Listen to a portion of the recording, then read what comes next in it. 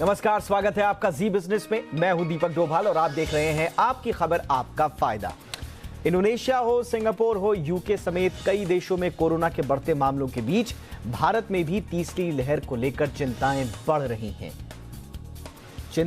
रही हैं। लेकिन उसके साथ साथ लापरवाहियां भी बढ़ रही हैं। बीते 24 घंटे में कोरोना के 38,000 से ज्यादा मामले सामने आए हैं और करीब 500 लोगों की जान गई है। केंद्र सरकार से लेकर राज्य सरकारें इस बात से परेशान हैं। केरल में त्योहारों को देखते हुए लॉकडाउन में छूट के मुद्दे पर आईएमए यानी कि इंडियन मेडिकल एसोसिएशन ने केरल सरकार को कोर्ट ले जाने की बात कही है।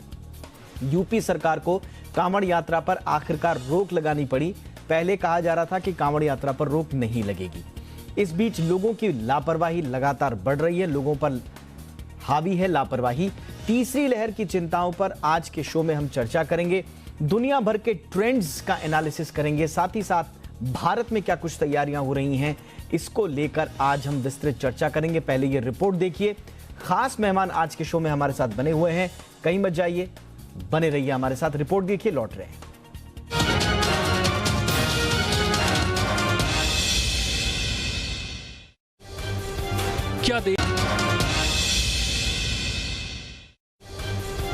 क्या देश एक बार फिर कोरोना की तीसरी लहर के मुहाने पर खड़ा है? क्या देश में तीसरी लहर जल्द आने वाली है? क्या कोरोना देश में फिर से मौत और दहशत का नाच करेगा? क्या अगस्त और सितंबर में फिर से वही सब कुछ दोहराया जाएगा जो देश मार्च और अप्रैल के महीने में झेल चुका है? क्या कोरोना एक बार फिर देश के हेल्थ इंफ्रास्ट्रक्चर की परीक्षा लेगा? दिल में सिहरन और दिमाग को खौफ से भर देने वाले सवाल आज इसलिए उठ रहे हैं क्योंकि देश में भले ही कोरोना के मामले कम हो रहे हों, लेकिन महाराष्ट्र और केरल में एक बार फिर से इसमें तेजी देखने को मिल रही है। महाराष्ट्र के स्वास्थ्य मंत्री राजेश टोपे भी मान रहे हैं कि राज्य में हालात एक बार फिर से चिंताजनक होने लगे हैं। अब तक राज्य में नए मरीजों की संख्या 7,000 से 8,500 के बीच रह रही थी, लेकिन रविवार को अचानक इसमें बढ़ोतरी देखने को मिली और एक दिन में ये संख्या 9,000 तक पहुंच चुकी है। राजधानी मुंबई में तो कोरोना के हालात फिर से कम होते दिखाई दे रहे हैं, लेकिन महाराष्ट्र के कोल्हापुर, पुणे, सतारा, सांगली और अहमदनगर में मामले फिर से बढ़ रहे हैं। बीते एक दिन में मुंबई में 455 नए मामले दर्ज हुए हैं और 12 लोगों की जान गई है। वहीं कोल्हापुर में बीते 24 घंटे में 3,600 से भी ज्यादा लोग कोरोना से संक्रमित हुए हैं और 57 की जान गई। पुणे में कोल्हापुर से कुछ कम 2,320 लोग कोरोना के नए शिकार बने, लेकिन 71 लोग जिंदगी की जंग हार गए। सतारा में 783 लोग कोरोना की चपेट में आए, लेकिन 32 लोग कोरोना के हाथों जिंदगी गंवा बैठे। केरल और उत्तर पूर्व के राज्यों में भी कोरोना के बढ़ते मामलों ने प्रधानमंत्री को लोगों को चेतावनी देने पर मजबूर कर दिया। WHO यानी विश्व स्वास्थ्य संगठन की तीसरी लहर को लेकर दी चेतावनी के बाद भी केरल सरकार के त्योहार पर लॉकडाउन में ढील दिए जाने से आईएमए सख्ते में है। इस संबंध में आईएमए ने केरल सरकार को चिट्ठी भी लिखी है, जिसमें कहा गया है कि केरल में कोरोना अनियंत्रित ढंग से रफ्तार पकड़ सकता है, क्योंकि देश में भले ही कोरोना के मामले कम हो रहे हैं, लेकिन केरल में ऐसा होता नहीं दिख रहा। फिर भी त्योहारों को देखते हुए केरल सरकार ने लॉकडाउन में ढील देने का फैसला किया है। लिहाजा मामले की गंभीरता को देखते हुए केरल सरकार को अपना फैसला वापस लेना चाहिए, क्योंकि लॉकडाउन में ढील से त्योहारों में भीड़ बढ़ेगी। भीड़ में कोरोना प्रोटोकॉल का पालन नहीं होगा और कोरोना से बड़ी संख्या में लोग संक्रमित हो सकते हैं। आईएमए ने केरल सरकार को भेजी चिट्ठी में कहा है कि अगर केरल सरकार अपना फैसला वापस नहीं लेती तो उसे सुप्रीम कोर्ट का दरवाजा भी खटखटाना पड़ सकता है।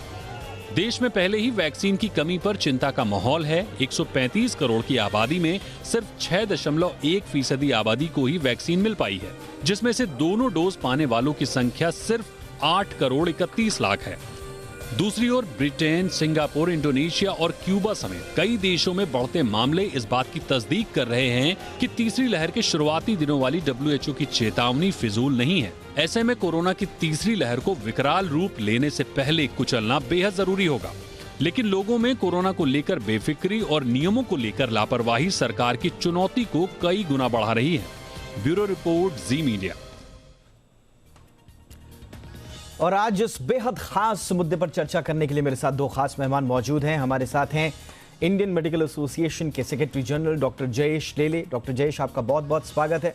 और हमारे साथ हैं मेदांता हॉस्पिटल में कार्डियोलॉजी डिपार्टमेंट के vice chairman doctor Rajnish Kapoor. Doctor Kapoor, आपका भी बहुत बहुत स्वागत है हमारे शो पर। डॉक्टर लेले, मैं आपसे ही चर्चा की शुरुआत करना चाहूँगा। गवर्नमेंट खुद कह चुकी है अगले 2 से 3 महीने बड़े क्रूशियल होंगे।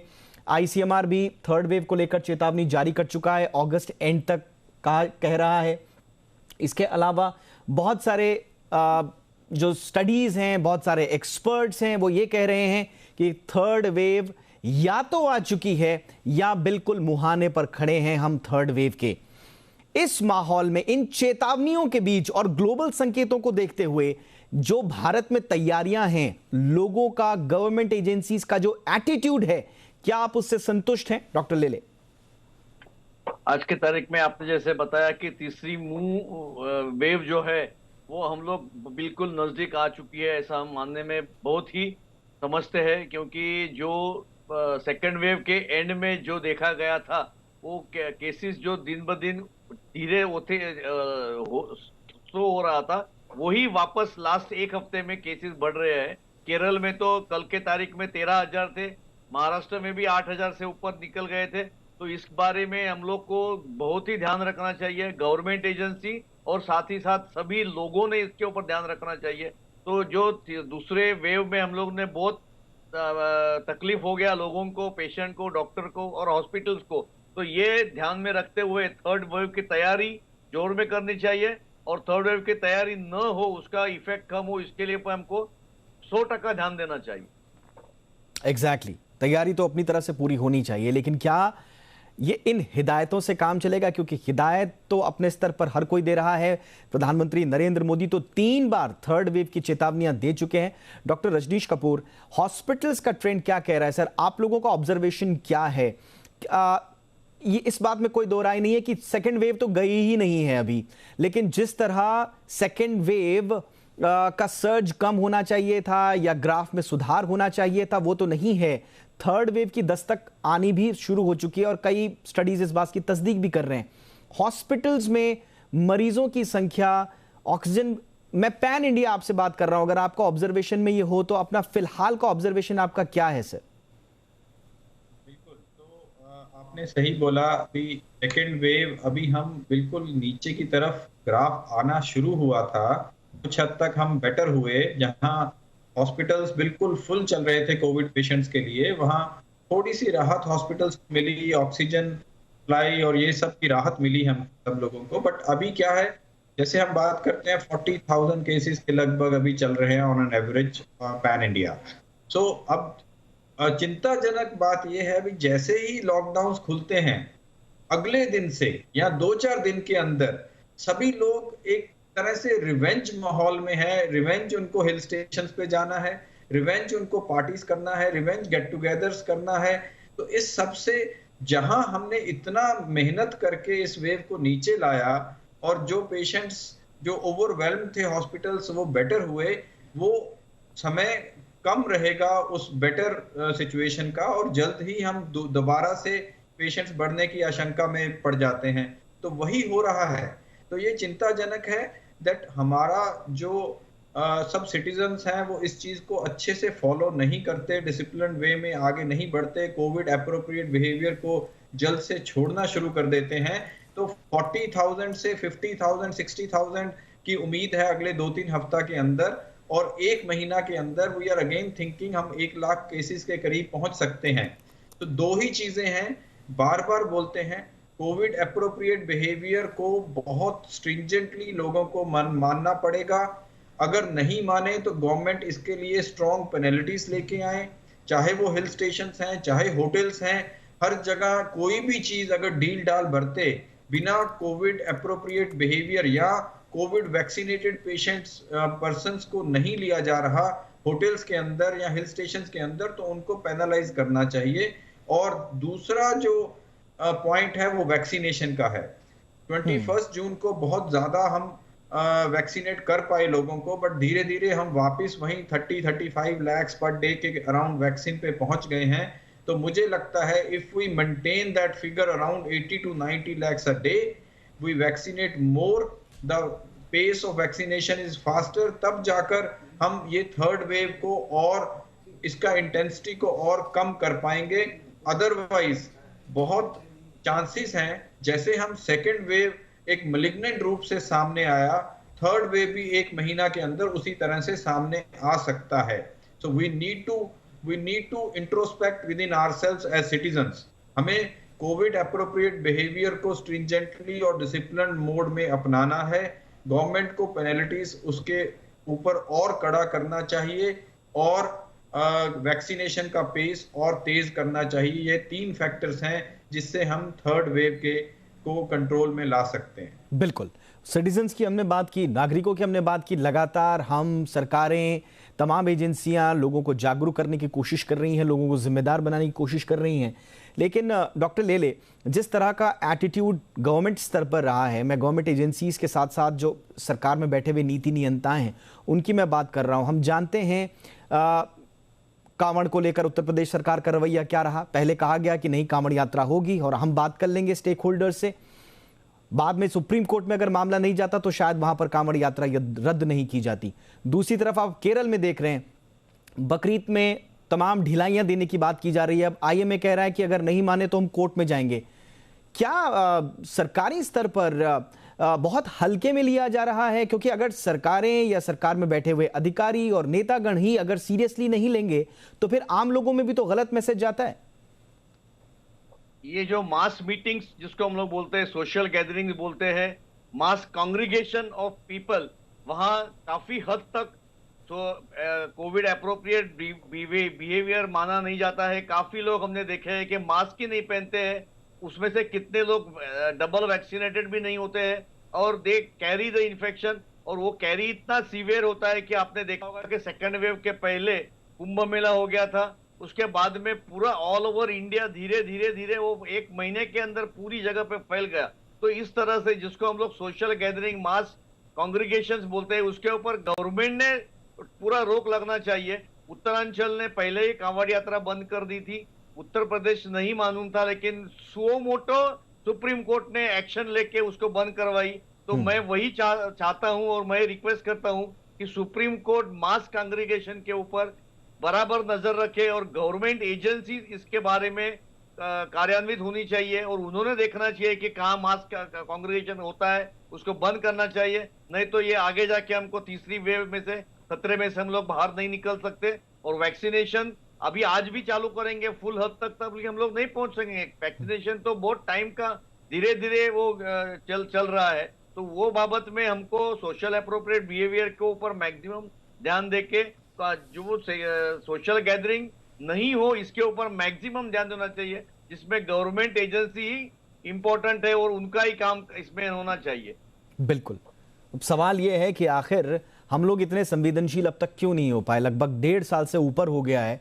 कोरोना का कहर हमने एक नहीं 2-2 दफे झेल लिया है और सारे संकेत ये बता रहे हैं, सरकार खुद मान रही है कि तीसरी वेव आना अवश्यंभावी है।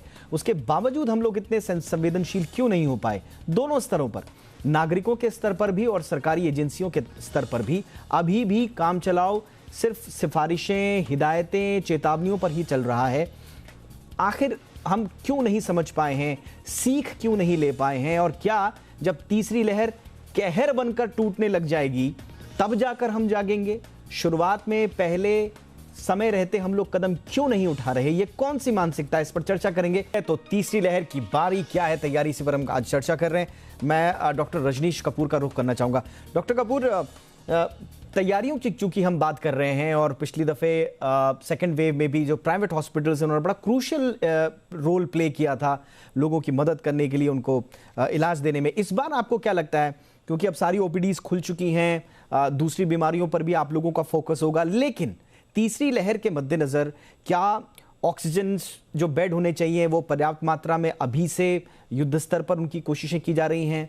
मार्केट में जो दवाइयां वगैरह जिनकी किल्लत हमने देखी थी, उसमें ब्लैक फंगस से लेकर एम्फोटेरिसिन बी से लेकर और रेमडेसिविर जैसी जो दवाइयां हैं, एक किल्लत जो देखने को मिली थी, क्या उनकी किल्लत दूर हो पाई? या आपका ऑब्जर्वेशन क्या है, क्या हम उस दिशा में उन तैयारियों पर फोकस कर रहे हैं जो सीख हमें दूसरी लहर ने दी है? बिल्कुल। सेकंड वेव ने हमें सिखाया कि हम कई बार जितना सोचते हैं उतना हम एग्जीक्यूट नहीं कर पाते। एक चीज आपको मानना पड़ेगा, इस माध्यम के जरिए मैं बताऊंगा भी, infrastructurally all over India, pan India, अगर हम मेडिकल बेड्स देखें या मेडिकल फैसिलिटीज देखें, अगर हम बहुत एक्सटेंसिव वे में जाते हैं, हम जितना भी तैयारी कर लें वो कम पड़ेगा। हम जितना भी सॉरी प्री प्रिपेयर्ड हो जाएं वो इफेक्टिव नहीं होने वाला, क्योंकि जिस वे से पेशेंट्स का फ्लड आया था सेकेंड वेव में, जिस वे से ओवरवेलमिंग हुआ था हॉस्पिटल्स का, तो ऑक्सीजन और इंफ्रास्ट्रक्चरल सब चीजों का पर्याप्त ना होना बिल्कुल एविडेंट था और बिल्कुल कंपल्सरी सामने आया। और वही चीज अगर हम अभी सोचते हैं, हमने सेकेंड वेव ने बहुत सारी चीजें सिखाया, हम अपने आप को बेटर प्रिपेयर करने का कोशिश कर रहे हैं थर्ड वेव के लिए। बट फिर भी मैं बोलूंगा, अगर हम थर्ड वेव में जाते हैं और उतनी ही एक्सटेंसिव पेशेंट्स का नंबर या उतनी ही तादाद में पेशेंट्स दोबारा से इन्फेक्ट होना स्टार्ट होते हैं, still will fall short of our all the measures. So the best way still is not heading towards that wave, not heading towards that numbers. उससे बचना है, किसी भी तरीके से बचना है। इसीलिए मैं बार बार रिक्वेस्ट करता हूँ, एक तो रिस्पॉन्सिबल सिटीजन्स को सबको चाहिए भी, आप देखो साइकोलॉजिकली अगर देखो तो किसी को ये लगे हमें प्यास लगा है, पानी पीना है, तो rather than having a fulfilling their full thirst, वो थोड़ा थोड़ा करके भी लें तो बेटर होता है। तो सब लोगों को ये सोचना चाहिए, लॉकडाउन खुला है उसका मायने ये नहीं है भी आप 10-20 दिन में ही आपको सबको हिल स्टेशन जाना है। उसका मायने ये नहीं है भी जो आपको सोचा भी हम 2 महीना से कहीं जा नहीं पाए, हम सब गेट टुगेदर्स में निकल जाएं। तो we have to act as a responsible citizens, और बिल्कुल इस रवैये को हमें अपनाना नहीं है। और दूसरी तरफ गवर्नमेंट को भी ये चाहिए भी, अगर कुछ लोग और सिटीजन्स इसको फॉलो नहीं कर रहे हैं तो वो और कड़े पेनल्टीज को लगाना शुरू करे और फाइन्स को बढ़ा दे, तब ताकि उसमें कंट्रोल रह सके। अब हिल स्टेशंस की बात करते हैं तो उनका मैं मानता हूं एंट्री फी इतना हाई कर दिया जाए भी सब लोग ज्यादा सोचे ही नहीं। बिल्कुल, you know, so those are some of the measures जिससे हमें ये बिल्कुल डॉक्टर कपूर कोशिश करना है। बहुत इंपॉर्टेंट ये सजेशन है, लेकिन ये इंप्लीमेंट कैसे होगा? डॉक्टर ले बात तो सही है। देखिए, लोग जो जिस रिवेंज टूरिज्म और जिस रिवेंज की भावना से बाहर आने का जिक्र डॉक्टर कपूर कर रहे हैं वो एविडेंट है, बट लोग भी क्या करेंगे? रोजी रोटी छिन गई, लोगों का रोजगार छिन गया है। 2 तरह के अवसाद में, एक तो बीमारी का अवसाद, दूसरा रोजी रोटी छिन जाने का अवसाद। अब उस अवसाद से बाहर निकलने का एक ही तरीका है कि आप बाहर निकलिए, और बाहर निकलने के लिए छूट भी सरकार दे रही है, हिल स्टेशंस पर आने के लिए भी छूट सरकार दे रही है, गैदरिंग करने के लिए भी छूट सरकार दे रही है। ऐसे में सिर्फ हिदायत देकर लोगों के ऊपर बात डाल देना कहीं ना कहीं लोगों को यह खटकता है। ऐसे में सरकारों को क्या चाहिए? क्या जिस तरह की पेनल्टी की सख्त लहजे में पेश आने की बात डॉक्टर रजनीश कर रहे हैं, क्या आप भी सरकार को यही हिदायत देंगे कि अब सख्ती से पेश आइए? खाली सख्ती से पेश आने से ये प्रॉब्लम सॉल्व होने वाला नहीं है। और जैसे हम लोगों ने बोला कि सभी लोगों ने ये ध्यान में रखना चाहिए, ये भी नहीं होने वाला है।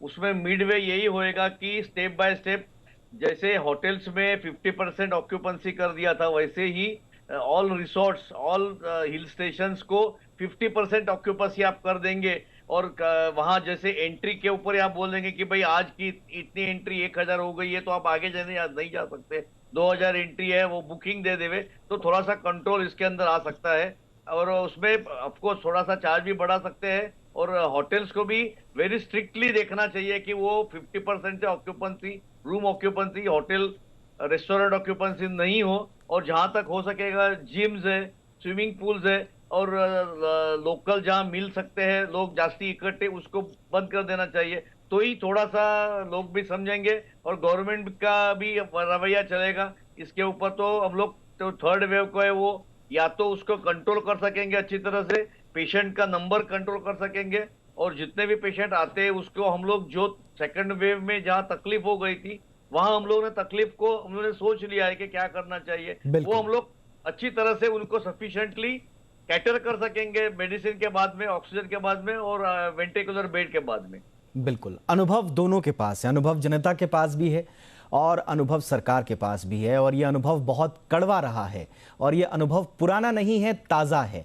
ऐसे में कैसे आगे तीसरी लहर से बचने के उपाय सरकारी स्तर पर और आम नागरिकों के स्तर पर होते हैं, ये देखना बड़ा लाजमी होगा और महत्वपूर्ण भी होगा। हम सबको फिर से बता दें, डराना हमारा मकसद नहीं है, पैनिक क्रिएट करना हमारा मकसद नहीं है, लेकिन आपको सतर्क, आपको बाखबर करना हमारा मकसद है और हम ये काम करते रहेंगे, क्योंकि हमने जैसे बताया अनुभव अभी ताज़ा हैं, जख्म अभी ताज़ा हैं, चिताएं, आग ज़रूर बुझ गई होगी लेकिन जो लोगों के दिलों में दर्द है वो अभी कम नहीं हुआ है। बहुत बहुत शुक्रिया डॉक्टर लेले हमारे साथ चर्चा में शामिल होने के लिए। डॉक्टर रजनीश कपूर, आपका भी बहुत बहुत शुक्रिया, वक्त आपने निकाला हमारे लिए। इसी के साथ आपकी खबर आपका फायदा में इतना ही, इजाजत दें, देखते रहें जी बिजनेस। नमस्कार।